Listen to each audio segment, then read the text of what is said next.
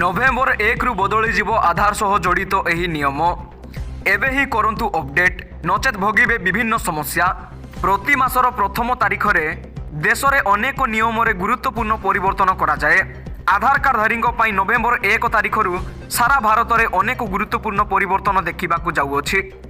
भारतीय स्वतंत्र परिचय प्राधिकरण बा UIDAI रो नूतन व्यवस्था अनुजाई लोक माने एबे घरे बसी ऑनलाइन रे नाम ठिकाना जन्म तारीख एवं मोबाइल नंबर भली जरूरी व्यक्तिगत सूचना अपडेट करि पारिबे।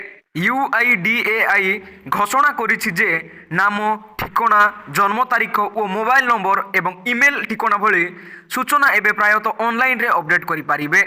जेतेबेले बायोमेट्रिक परिदर्शन पाई केवल आधार केंद्र परिदर्शन करने को पड़िबो।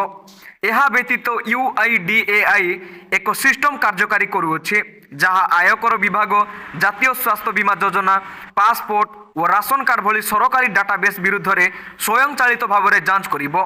एहार अर्थ हेउछि डॉक्यूमेंट अपलोड प्रक्रिया सरल और छोट हेबो। पूर्वरु आधार कार्डधारी विभिन्न दुकान रे एही प्रक्रिया पाई पैसा देबाकू पड़ुथिला। वर्तमान आधार कार्डधारी कौनसी अपडेट पाई आउ आधार पंजीकरण केंद्र को जीवाकू पड़िबो नाही। नूतन परिवर्तन आधार सेवा को द्रुत, सरल एवं अधिक सुरक्षित करिबो बोली आशा करा जाउछि। आधार कार्डधारी माने सेमानक सुविधा अनुसार ऑनलाइन एवं ऑफलाइन विकल्प मध्यरु बाछि पारिबे। नुआ नियम अनुजाई सरकार डिसेम्बर 31 सुधा आधार को पैन कार्ड सहित संजोग करने बाध्यतामूलक करा जाइअछि। एहा न कले जानुआरी 1 रु पैन कार्ड अवैध होइजिबो। नुआ पैन कार्ड आवेदनकारी एबे आधार परिचय आवश्यक हेबो। एहा व्यतीत KYC प्रक्रिया को सरल करा जाइअछि।